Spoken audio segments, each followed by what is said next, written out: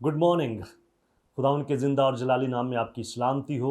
हम Calvary chapel Pakistan की इस डिवोशनल सर्विस में आपको खुशामदीद कहते हैं।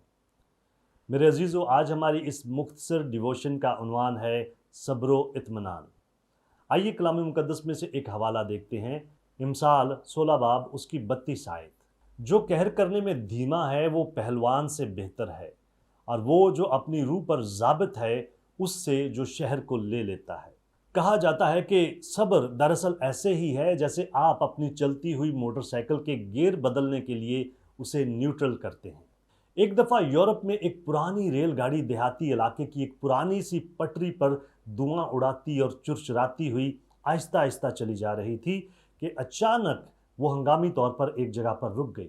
उस रेलगाड़ी में बैठा हुआ एक मुसाफिर फौरन अपने पाँव पर खड़ा हो गया और उसने कंडक्टर या टिकट देने वाले को ढूंढना शुरू कर दिया ताकि ये जान सके कि क्या मसला हुआ है।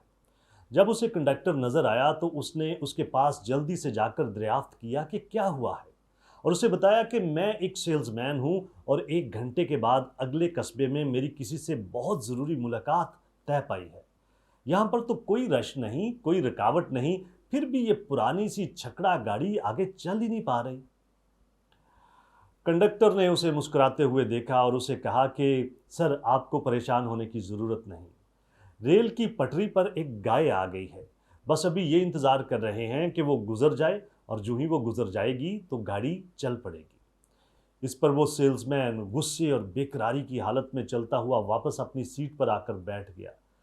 थोड़ी देर के बाद रेलगाड़ी आहिस्ता आहिस्ता चलने लगी, और अभी उसने आहिस्ता आहिस्ता चलते हुए 2-3 मील का फासला ही तय किया होगा कि फिर से अचानक वो रुक गई।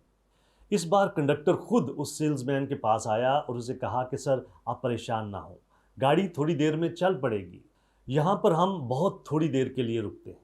उस सेल्समैन ने गुस्से से उस कंडक्टर से कहा कि अब क्या हुआ, क्या फिर कोई गाय रास्ते में आ गई है?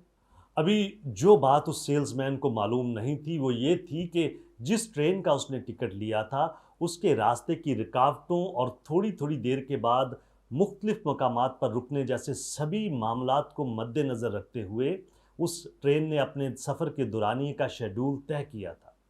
उन सब रुकावटों के बावजूद वो अपनी मंजिल पर हमेशा वक्त पर पहुंचती थी, और उस दिन भी वो बिल्कुल ठीक वक्त पर पहुंची।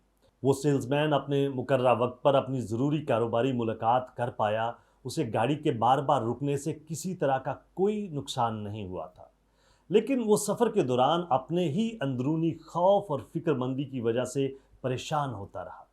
अपनी ज़िंदगी में कहीं कहीं ठहराव और आर्जी पड़ाव को आने दें। ये आपकी ज़िंदगी के सफ़र को रोकते नहीं, बल्कि इसको पुरलुत्फ़ बनाते हैं। खुदावन में शादमान रहें, हंसते मुस्कुराते रहें। Have a very nice day. God bless you.